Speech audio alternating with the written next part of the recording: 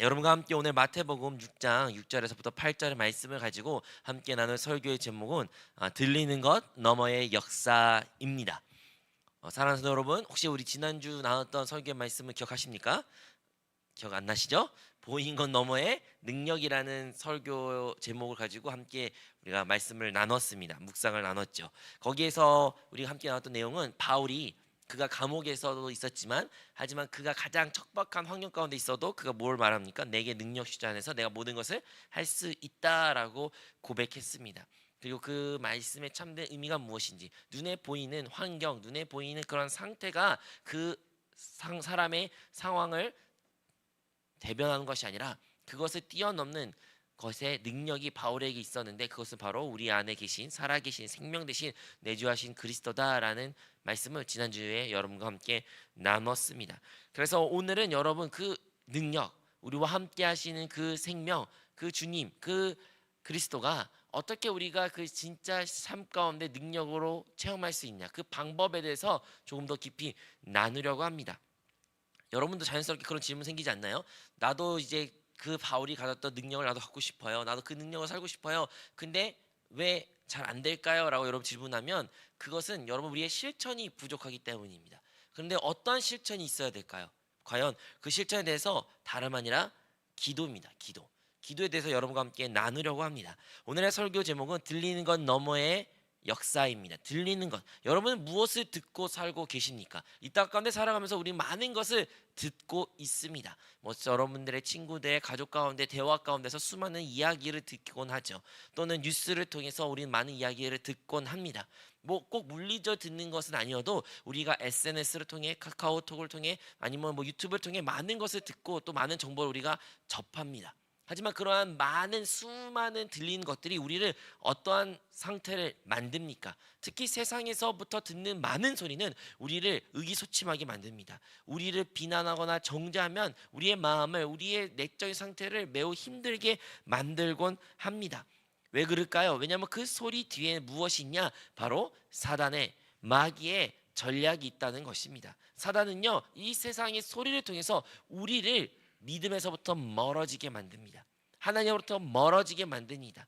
결코 하나님과 함께하지 못하게 만드는 것이 마귀의, 사단의 전략입니다. 이 들리는 소리, 우리가 무엇을 듣고 있는지가 매우 중요한 것이죠. 오늘 설교 제목이 그거지 않습니까? 들리는 것 너머의 역사. 우리가 그냥 세상에 들리는 소리가 전부라고 생각하지만 사실은 보이지 않는 그 너머에 무엇인가가 있다는 거예요. 무엇인가 어떤 주체가 의도를 가지고 우리에게 수많은 이야기를 말하고 있습니다. 그것이 심지어 여러분을 사랑한다는 그 사람조차도, 아니 심지어 우리가 스스로 자기 자신에게 하는 말일지라도 그 말 뒤에는 어떠한 의도가 있으며, 또한 그 의도는 주체가 있는데 그 주체는 분명한 목적을 가지고 있다는 것입니다. 세상에 속한 그 모든 것들은 하나님을 멀어지게 합니다. 하나님을 어떻게 하든 그 믿음에서도 끊어지게 하는 것이 이 세상의 전략이라는 것을 알아야 됩니다. 그럼에도 불구하고 이 세상에 들리는 소리도 있지만, 또한 이 세상에는 이 세상이 말하지 않는 하나님이 우리에게 말씀하신 소리, 하나님 우리에게 향한 계획도 있다는 것을 우리는 기억해야 됩니다. 그렇다면 그 계획하심을, 그 하나님의 음성을 우리는 어떻게 들을 수가 있을까요? 우리가 오늘 본문의 말씀을 읽었던 것처럼 다름 아니라 기도에서부터 비롯됩니다. 기도. 근데 어떠한 기도해야 될까요?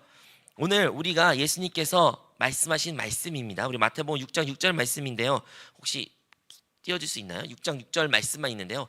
한번 읽겠습니다. 또 기도할 때 이방인 같이, 이거는 6절이 아니에요. 7절이에요. 6절 말씀을 제가 부탁했는데, 네, 너는 기도할 때 내 골방에 들어가 문을 닫고 은밀한 중에 계신 내 아버지께 기도하라. 네, 여기까지 하겠습니다. 너는 기도할 때 내 골방에 들어가라라고 우리 주님께서 제자들에게 그리고 우리에게 가르쳐 주신 것입니다. 이것은 실용적인, 그리고 우리의 삶 가운데 실천적인 어떻게 보면 조언에 넘어서 영적인 의미가 갖고 있다는 것이죠. 여기서 등장한 단어 골방이라는 것은요, 아주 은밀하고 숨겨진 장소를 의미합니다. 즉 사람들의 눈에 보이지 않는 것이에요. 뭐 오늘날로 말하면 그 유대인 사회에서 그 집안에 어떠한 창고 같은 개념일 수도 있을 것 같아요. 여러분도 어떠한 창고, 여러분이 뭐 다른 사람들 짐이나 다른 사람들 보이기 싫은 그 많은 잡동사니를 넣는 그런 곳 있지 않습니까? 그런 곳을 골방이라고 말했는데 그 골방에서 기도하라는 것이에요. 무엇을 의미하는 거야? 다른 사람의 시선이 닿지 않는 곳, 다른 사람의 소리가 들리지 않는 곳, 그곳에서 너 하나님께 기도하라라고 말합니다. 이것은 하나님과의 단둘이의 관계를 말하는 것도 중요하고요. 또 다른 것은 세상과의 단절도 매우 중요한 의미를 가지고 있다는 것입니다. 그런데 물리적인 장소, 골방도 중요하지만 또 우리의 마음, 우리의 내적인 골방도 필요한 것입니다. 여러분, 우리가 하나님께 기도한다라고 말하면서 어떠한 상황 가운데 기도를 합니까? 어떠한 상태에 우리는 기도합니까? 많은 경우에는 우리 상태가 되게 뒤섞인 상태에서 내 자신도 내가 어떠한 존재인도 모르고 그냥 있는 그대로 기도할 때가 많이 있습니다. 좀 어렵나요? 좀 더 쉽게 말하면 내 생각대로, 내 감정대로, 내가 하고 싶은 대로, 나의 정욕대로 기도할 때가 많이 있다는 것이에요. 하나님과 1대1과의 관계에 집중하기보다는 하나님과 상관없이 그냥 나의 감정의 쓰레기통에 하소하듯이 그냥 말할 때도 있다는 것입니다. 그렇게 기도하는 것도 중요하다고 말할 수는 있지만 사실 하나님께서는 우리에게 골방, 즉 어떠한 시선도 어떠한 사람도 닿지 않는 그곳에서 우리의 기도를 듣고 계신다는 것입니다. 우리는 많은 기도할 때 다른 사람의 시선을 의식할 때가 있습니다. 우리가 기도할 때 다른 사람들이 나를 어떻게 볼까? 그래서 우리의 말을 조심하면서 기도할 때도 있는 것입니다.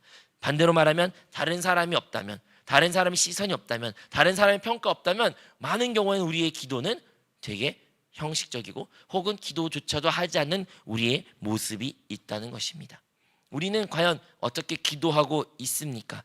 확실한 것은 우리가 살고 있는 이 시대는 모든 것이 공개되고 모든 사람들의 시선을 의식하며 살아가며 특히 한국 사회는 더더욱 그런 것 같아요. 우리가 왜 상대주의, 다른 사람을 평가하면서 상대적인 박탈감을 왜 느낍니까? 다른 사람의 시선을 의식하기 때문이에요. 그런데 이것이 신앙생활까지 들어와서 우리가 신앙생활하는 이유, 그 중에서도 기도하는 이유도 다른 사람 시선 때문에 기도한 경우가 많이 있다는 것입니다. 뭐 모태신앙 같은 경우에는 부모님 때문에, 누가 시켜서, 교회에서 하니까, 크리스천이니까, 뭐니까 다양한 이유로 우리는 기도를 하고 그 형식에 맞게 기도를 합니다. 또는 반대로 다른 사람의 시선이 있지 않다면 우리는 우리의 가장 솔직한 모습을 하나님과 상관없는 인생을 살아갈 때도 있다는 것이죠. 하지만 우리는 기도해야 됩니다. 언제? 어디서? 골방 같은 곳에서. 즉 다른 사람의 시선에 닿지 않는 곳, 세상의 소리는 닿지 않는 곳, 우리 안에서도 마음의 골방 같은 곳, 즉 우리 영 안에서 정말 우리의 생각 안에 머문 기도가 아니라 나의 감정에 머문 곳의 기도가 아니라 진짜 그 영 안에서 진짜 하나님과 주님과의 단둘이 독대하는 그곳 가운데서 기도하는 그 기도가 주님께서 우리에게 가르쳐주는 기도라는 것을 기억해야 됩니다. 여러분, 골방에서 기도하면 뭐만 남습니까? 나와 하나님밖에 남지 않습니다. 그 누구도 그 자리에 침범이 없다는 것입니다. 그러면 말이 나와 하나님이지 거기 누구만 있는 거예요? 나만 있어요. 나만. 나 홀로 하나님 앞에 서 있는 겁니다. 우리는 하나님을 어떤 우상을 만들어서, 불상을 만들어서 어떤 형태가 있어서 그 하나님이라고 말해서 그 하나님께 기도하는 게 아니지 않습니까? 우리는 우리의 눈에 보이지 않는, 우리의 손을 잡지도 못하고 우리의 귀에 들리지 않는 그 보이지 않는 하나님을 우리는 믿는 자로서 그 하나님께 우리는 기도합니다. 하지만 그 장소는 나 홀로 있는 장소가 될 것입니다. 그렇다면 그 기도의 시간 어떤 시간일까요? 진짜 나만의 싸움의 시간이에요. 영적 전쟁인 것입니다. 여러분, 기도가 결코 쉬울 거라고 생각하지 마십시오.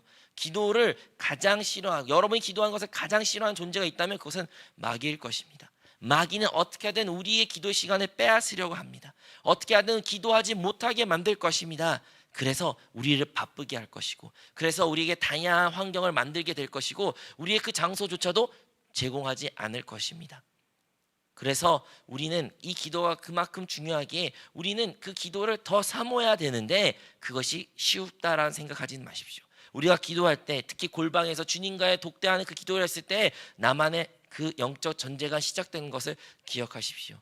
기독교 영화에서 유명한 워룸이라는 그런 영화가 있습니다. 혹시 보신 분들도 있겠지만 그 워룸 같은 경우에도 그 주인공이 가정이 완전 파탄돼서 이혼 앞둔 상황이었지만 그 옷장이라는 곳을 그냥 기도의 장소로 바꿨어요. 그래서 그 여자 주인공이 그 옷장에 들어가서 이제 여기는 워룸, 즉 전쟁터의 방 뭐 이런 식으로 번역하면 그렇게 되겠죠. 그곳에서 들어가서 이제 영적 전쟁을 내가 수행하리라. 그곳 가운데 내가 말씀을 읽으면서 기도하리라 하면서 기도하면서 그 모든 가정이 화목해지고 회복되고 그러한 유명한 기독교 영화가 있습니다.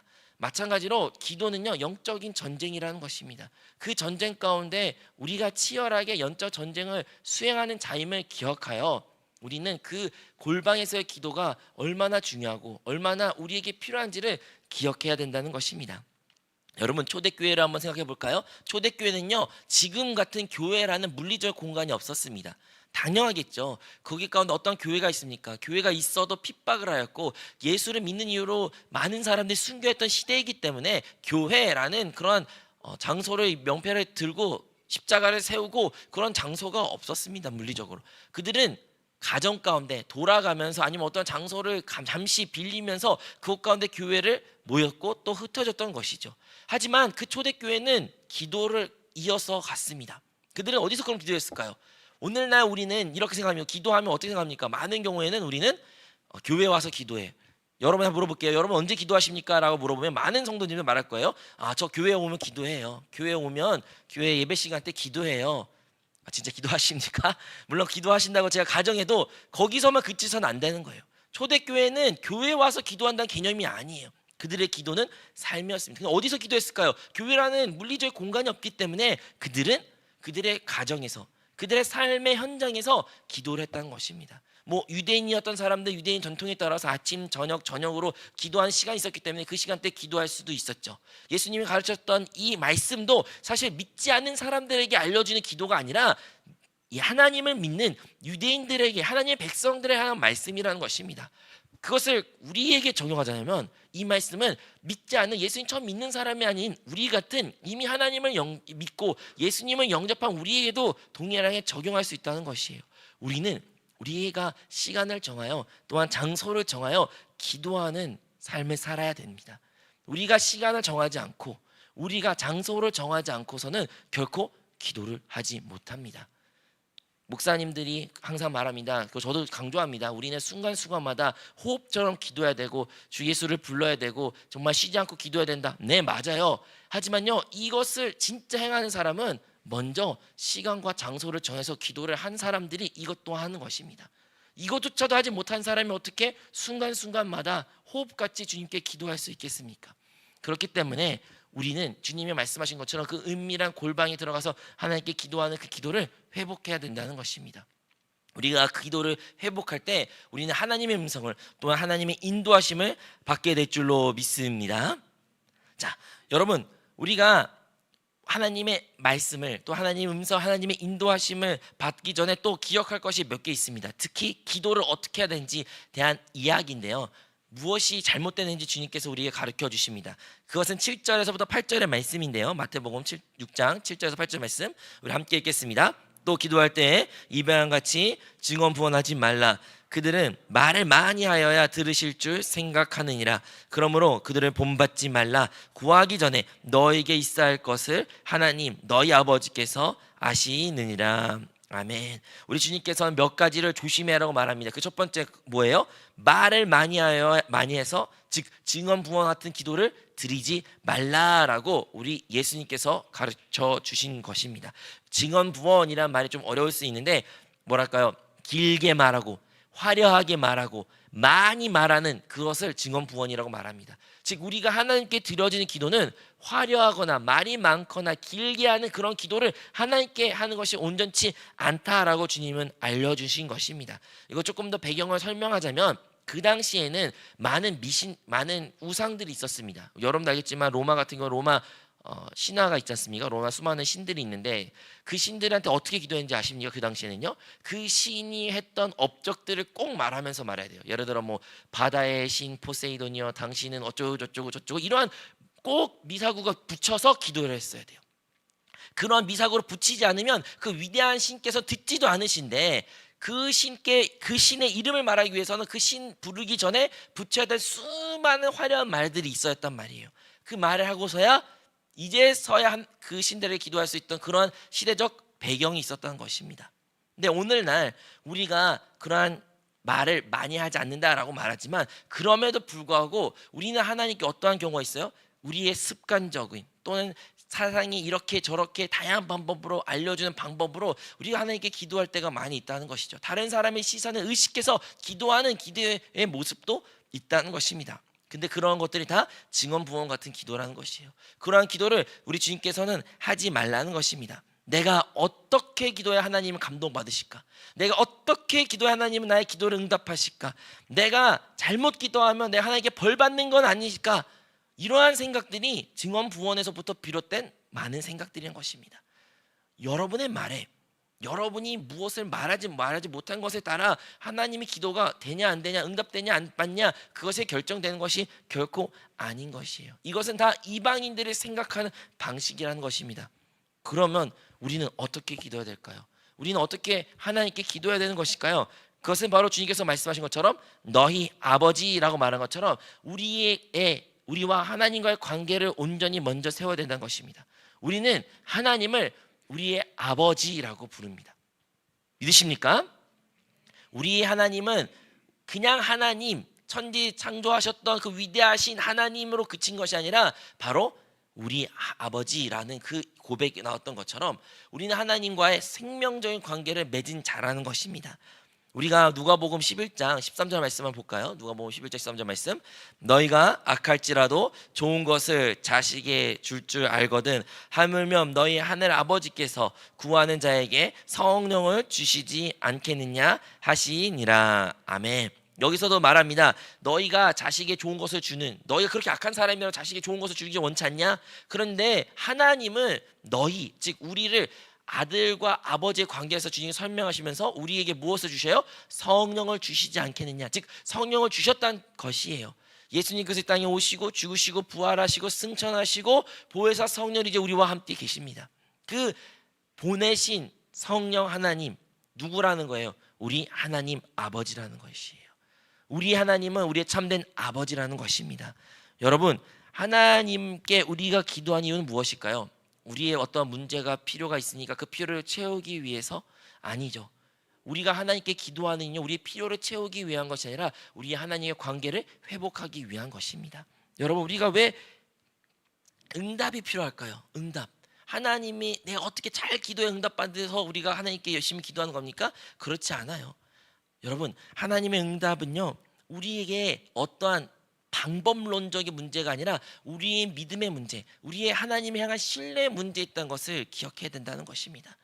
우리 하나님과의 우리와의 관계가 먼저 온전히 회복해야 된다는 것입니다.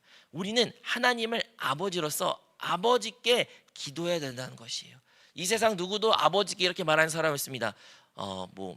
위대하시고 나를 낳아주시며 나에게 생명을 공급하시고 지금도 가정을 통치하시고 위대하신 나의 아버지, 이렇게 말하는 없어요.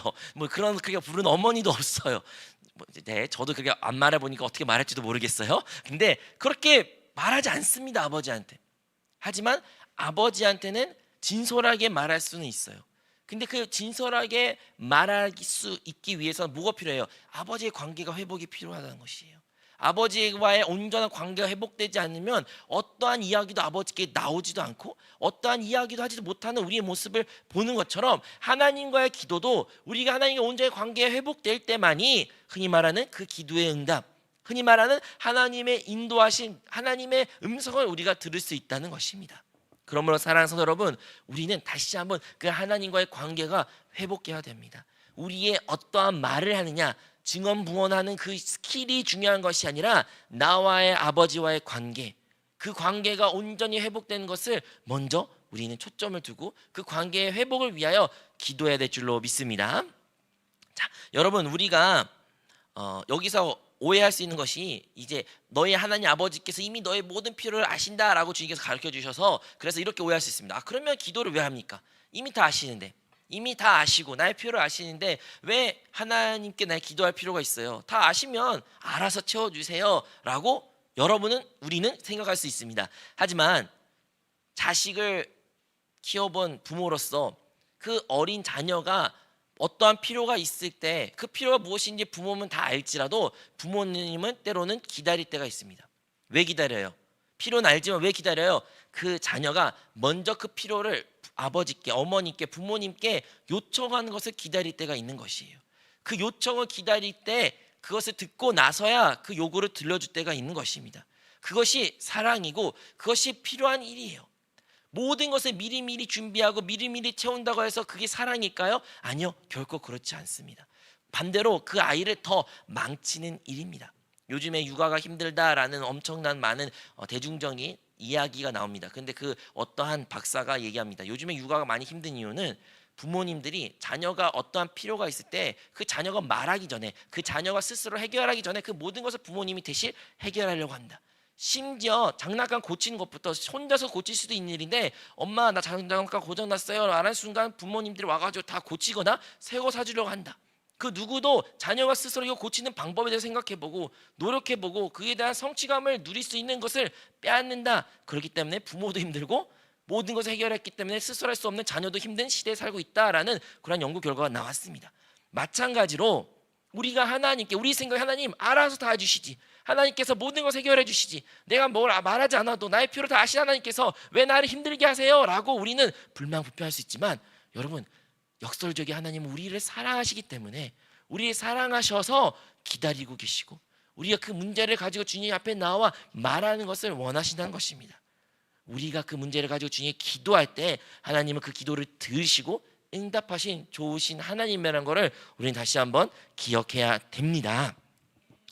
우리 빌립보서 4장 6절에서 10절의 말씀 한번 볼까요? 4장 6절의 10절 말씀, 아무것도 염려하지 말고 다만 모든 일에 기도와 간구로 너의 구할 것을 감사함으로 하나님께 아뢰라. 그리하면 모든 지각에 뛰어난 하나님의 평강이 너의 마음과 생각을 지키시리라. 아멘.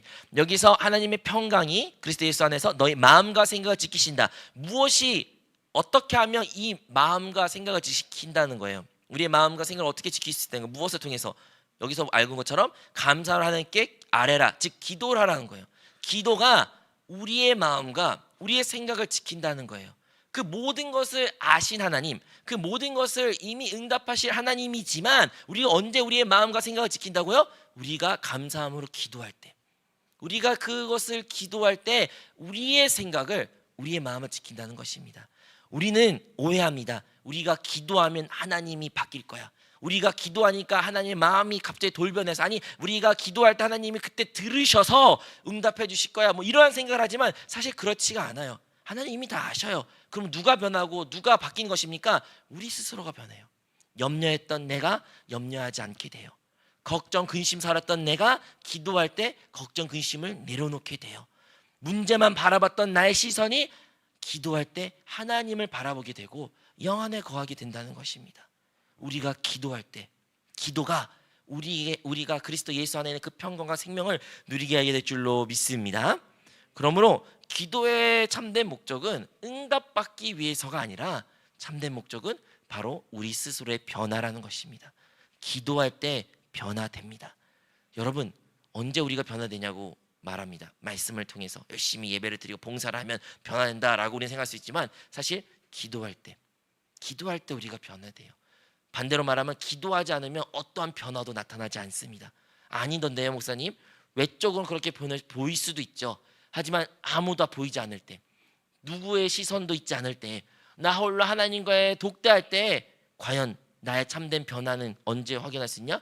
오직 기도한 사람이 그 변화를 체험하게 될 것이고, 오직 기도를 한 사람만이 진짜 영의 사람, 하나님을 따라 성령을 따라 사는 사람임을 우리는 기억해야 될 줄로 믿습니다. 자, 오늘의 설교 제목이 바로 들리는 것 너머의 역사하신 하나님인데, 그 들리는 것, 즉 하나님은 우리의 기도의 소리를 통하여, 우리의 기도의 그 고백을 통하여 하나님께서는 역사한다는 거예요. 비록 세상 사람들이 듣건 듣지 않건 상관없이 하나님은 우리의 기도를 들으십니다. 그 골방에서 드려지는 우리의 눈물의 기도, 그 골방에서 우리가 부르짖는 하나님의 기도, 우리가 드려지는 그 모든 말은 우리 주님께서는 듣고 계신다는 것입니다. 세상 사람들이 보기에는 어떤 능력도 없어요. 세상 사람들에게는 그 뭔 의미가 있겠냐? 어떠한 누가 듣긴 하냐? 네 하나님은 귀가 먹으셔서 그렇게 통성을 기도하냐? 그런 조롱 소리도 우리가 들을 수 있겠지만 우리는 알고 믿습니다. 무엇을요? 우리 하나님은 그 모든 것을 듣고 계시며 그 듣는 것을 넘어 응답하실 하나님을 우리는 압니다. 그러므로 사랑하는 성도 여러분, 우리는 다시 한번 그 마태복음 6장 6절에 기록된 것처럼 은밀한 중에 보시는 내 아버지께서 갚으신다라는 말씀을, 약속의 말씀 붙잡아야 돼요. 우리 하나님께서는 우리의 모든 기도를 들으시고 응답하시고 갚으신다는 그 약속의 말씀이 있다는 것을 여러분 확신을 가지셔야 된다는 것입니다. 우리의 기도는 절대로 헛되지 않습니다. 절대로 헛되지 않습니다. 그 어떠한 기도일지라도 하나님은 결코 그 기도를 경히 여기지 아니하십니다. 뭐가 문제냐? 기도하지 않는 우리가 문제입니다. 우리가 기도를 경히 여깁니다. 우리가 기도를 믿지 않습니다. 기도의 능력을 우리가 체험하지 않습니다. 왜? 우리가 그것을 믿음이 없기 때문에 우리 다시 한번 그 기도에 대한 믿음을 회복해야 된다는 것이에요. 우리가 다시 한번 기도에 대한 믿음을 회복하고 기도의 삶의 실천 가운데 옮겨지고 진짜 기도하는 생활을 한다면 하나님께서 반드시 우리의 기도를 응답한다시는 것을 기억하시기 바랍니다. 그 말씀에 기록하고 있죠. 은밀한 중에 보시는 하나님. 우리 하나님은요, 들으시고 응답하시는 걸 넘어 그 과정조차도 보신다는 것입니다. 하나님은 다 보고 계신다는 거예요. 우리가 은밀한, 즉 하나님 나밖에 없는, 하나님과 나밖에 없는 단둘의 그 공간 가운데 드려진 그 기도조차도 하나님께서는 보고 계신다는 것입니다. 많은 사람들이 그 보이지 않는 삶 가운데, 신앙생활 가운데 넘어집니다. 뭐 죄를 짓기도 하고, 예수님은 믿지만 예수 믿지 않는 많은 행동도 하기도 하고, 잘못된 모습 할 때마다 자책을 많이 하죠. 그럴 때마다 많이 힘들어합니다. 그래서 우리가 다시 한번 이런 예배 시간 때, 기도 시간 때 우리의 죄를 자백하고 그리스도의 피를 대속함을 의지하고 다시 한번 깨끗한 양심을 가지고 주님께 나아가는 그런 과정을 거치곤 하지만, 근데 왜 우리가 예배 시간 때 나름 뭐 열심히 살아 교회 신앙생활 때는 신앙생활의 모습이, 나의 모습이 변화된 것 같은데 왜 세상이 돌아가면, 나의 가정으로 돌아가면, 직장 생활과 학교 생활 돌아가면 왜 우리는 다시 옛날 모습이 쉽게 나타날까요? 왜 진짜 하나님 기뻐하신 모습을 하는기보다는 왜 세상이 살았던 옛날 나의 습관된 모습이 나타나는 것일까요? 그것은 우리가 우리의 모든 삶 가운데 함께 계시는 그 주님을, 즉 모든 상황 가운데 나를 보시는 그 하나님을 우리가 인식하지 못하기 때문입니다. 근데 언제 우리가 그걸 인식한다고요? 기도할 때요. 특히 골방에서 기도할 때, 나와 하나님과 단둘이 하는 그 기도의 시간을 가지면 가질수록 우리는 어떤 인식을 갖는다? 하나님 항상 나와 함께 계시고, 하나님 나를 지금도 바라보고 계시고, 하나님은 나에게 모든 것을 응답하신 하나님이라는 것을 우리가 체험하게 된다는 것입니다. 기도한 사람만이 이 과정을 알고 이거에 대한 믿음을 갖기에 그 일상생활 가운데서도 기도한 사람은 하나님이 함께 하심을 있는 것을 더 강력하게 느끼며 일상생활을 살아갈 수가 있다는 것이에요. 물론 하루아침에 변하진 않겠죠. 하지만 그 기도의 시간이 정기적으로나 아니면 그 시간의 분량이 채워진다면, 그 분량이, 기도의 분량이 넘치게 된다면 그 사람은 반드시 변화가 이르게 된다는 것입니다. 그러므로 사랑하는 여러분, 우리는 다시 한번 우리의 삶을 한번 뒤돌아봐야 됩니다. 나는 과연 기도하는 사람인가? 나는 기도하고 있는가? 나의 일상 가운데 얼마나 기도의 시간을 주님께 드리고 있는가? 우리가 눈을 뜨면 핸드폰을 하고, 뭐 여러분 공부를 한 사람 공부할 수도 있고, 직장할 수도 있고, 라디오 듣는 사람도 있을 있고, 뭐 유튜브에 듣거나 팟캐스트를 듣거나, 뭐 많은 것을 우리는 듣고 많은 정보를 우리 안에 받아들입니다. 그런데 우리가 듣는 그 많은 세상의 소음들도 있지만 진정으로 우리가 우리 입으로 내뱉는 그 하나님께 드려지는 그 기도의 소리는 얼마나 갖고 계십니까? 얼마나 갖고 있습니까? 세상이 들려준 소리가 아니라 나의 영 안에서 내 영이 하나님께 드려지는 그 기도의 소리, 그 기도의 소리는 우리 일상 가운데 과연 얼마나 차지하고 있습니까? 아니면 딱 예배 모이는 이 장소에 예배 드리는 시간에 여러분 딱 기도할 수도 있죠. 혹은 이거조차도 기도 잘 안 드는 사람도 있을 수 있죠. 혹은 식기도 정도만 하는 사람도 있을 수 있습니다. 하지만 우리는 그러한 다른 사람의 시선에 의식한 기도가 아니라 진짜 주님과 나의 그 골방에 들어간 기도, 즉 세상 사람과 시선과 상관없이 나와 하나님과 하는 그 가운데 있는 기도, 그 기도의 시간을 회복해야 된다는 것입니다. 그것이 5분, 처음에는 뭐 10분, 그래도 그 시간을 가져야 된다는 거예요. 장소와 시간을 정해서 여러분 기도해 보십시오. 여러분 그 기도가 우리를 변하게, 그리고 우리가 하나님께 가까이 나아가는 것을 알게 될 겁니다. 그래서 뭐 기상에서, 즉 잠에서 깨어나서 내가 하나님과의 뭐 큐티 시간, 묵상의 시간, 그리고 함께 기도의 시간을 가져야 된다는 것이에요. 아니면 뭐 낮에 잠깐 장소를 구해서 시간을 정해서 기도해도 좋고요. 혹은 저녁 때도 기도할 시간을 가져도 매우 좋습니다. 저도 제 인생에 뒤돌아볼 때 가장 제가 행복하게 느꼈던 시간은 역설적으로도 저희가 가장 힘들 때입니다. 그게 뭐 대학 생활이든 군대 생활이든 가장 저를 힘들 때가 제가 그때 하나님을 깊이 만났습니다. 왜 그럴까요? 왜냐하면 그때만큼은 더더욱 더 정기적인 하나님과의 기도의 시간을 제가 가졌어요. 진짜 아침이면 새벽이면 새벽, 아니면 정오에 점심시간에 잠깐 시간 내서 기도실에 가서 기도했던 저의 모습, 저녁이면 저녁, 자기 전에 내가 하나님께 물론 읊조리면서 너무 작은 목소리로 기도하지만 그래도 하나님께 내가 나의 그 힘듦을 토로하는 그 시간을 가졌던, 가장 힘드니까 더더욱 하나님께 붙잡았던 제 모습들의 기억들이 있습니다. 근데 그때 진짜 하나님과의 더 깊은 친밀함을 가졌고 저에 있어서는 잊지 못할 가장 행복한 시간이었던 것 같습니다. 마찬가지예요. 우리가 이 인생을 살아가면서 우리가 회복해야 될 많은 것들이 있었지만 하나님과의 그 관계를 회복을 먼저 해야 되는데 그 방법은 무엇이냐? 바로 하나님과의 기도의 시간을 갖는 것입니다. 아무리 많은 것을 알아도요, 아무리 많은 것을 들어도요, 여러분 기도가 없으면 능력이 없습니다. 그것은 그냥 지식에 남지 않고 율법에 남는 것입니다. 그렇다고 해서 바리새인들이 했던 외적인, 정말로 다른 사람들이 보여주기 위한 그런 기도를 하라는 뜻이 아니에요. 이 자리에도 얼마나 많은 사람들이 기도 잘하는 사람 많이 있는 거 제가 압니다. 여러분 기도를 시키면 여러분 기도 잘하는 사람도 분명히 있을 거예요. 여러분의 기도의 실력을 잘했다 못했다 평가하는 것이 아닙니다.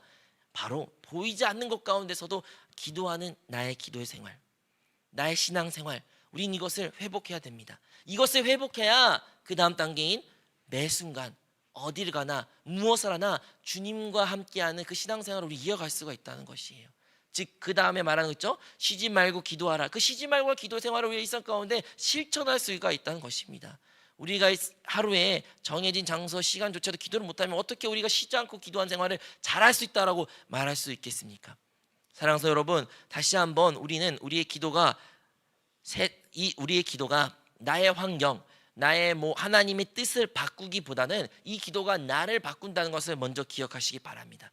기도는요, 응답을 위한 것이 아니라 나의 변화를 위한 것입니다. 내가 변화되면 나머지가 다 변화됩니다. 내가 변화되면요, 그 환경도 변화될 것입니다. 내가 변화되면요, 그 사람도 변하게 될 것입니다. 내가 변하면요, 하나님께서 하나님의 뜻을 이루게 될 것입니다. 그렇기 때문에 사랑하는 여러분, 우리가 어떠한 상황 가운데 놓여 있을지라도 낙심하지 마십시오. 우리는 기도를 이어가야 됩니다. 하지만 어떠한 기도요? 하나님의 뜻을 바꾸는 기도가 아니라 바로 나와 하나님의 은밀한 기도 가운데서 드려진 그 시간을 통해 내 자신이 변화되는 그 기도를 우리는 체험해야 됩니다. 오늘의 설교 제목이 무엇입니까? 바로 들리는 것 너머의 역사입니다. 여러분 지금 무엇을 듣고 어떠한 것에 대한 영향을 받고 있습니까? 우리는 세상의 소리를 듣고 세상의 뉴스, SNS, 평가, 비난, 그런 것을 들으면서 우리 삶을, 우리 존재를 영향받으며 우리가 이 세상 가운데 살아가고 있습니까? 만약 그랬다면 우리는 그것을 끊어야 됩니다. 우리는 이 세상에 들리는 소리를 집중하는 것이 아니라 바로 하나님의 인도하심, 주님의 음성에 집중해야 되는데 그 방법은 오직 주님과의 기도입니다. 주님과 드려지는 기도, 그 은밀한 기도, 그 기도를 드릴 때 우리 입술로 들어진 그 기도의 소리가 우리의 삶을 바꾸게 될 것이며 우리의 문제가 해결될 것이며 하나님의 영광을 보게 될 줄로 믿습니다. 여러분 아까 말한 것처럼 저 기도 잘 못하는데요. 맞아요. 기도 못할 수 있죠. 하지만 이어가야 됩니다. 그래도 5분 한번 기도해 보십시오. 그러면 실질적으로 이건 이제 팁으로 기도하는 거예요. 이렇게 기도할 수 있습니다. 먼저 자기 자신, 자기의 상태에 대해서, 나의 마음 상태에 대해서, 그 다음에 나의 가정에 대해서, 나의 공동체를 위해서, 우리 교회를 위해서, 그 다음에 이 세계를 위해서, 주님 다시 오심 위해서 이렇게 갈수록 원이 커지는 기도 방향이 있어요. 그런 걸 한번 인식하시면서 기도하면 기도의 양이 늘어날 수도 있고요. 반대로 전체적인 것을 주님의 나라를 위해서 먼저 기도하고 그다음에 뭐 교회를 위해서 기도도 하고 여러분의 가정을 위해서 친구를 위해서 기도하고 마지막으로 여러분이 갖고 있는 문제를 위해서 기도하는 거꾸로 이렇게 큰 거에서부터 작아진 축소 기도 방법도 있습니다. 하지만 중요한 것은 여러분이 그런 기도의 시간을 한번 가지라는 거예요. 우리가 많은 것을 노력하셨습니까?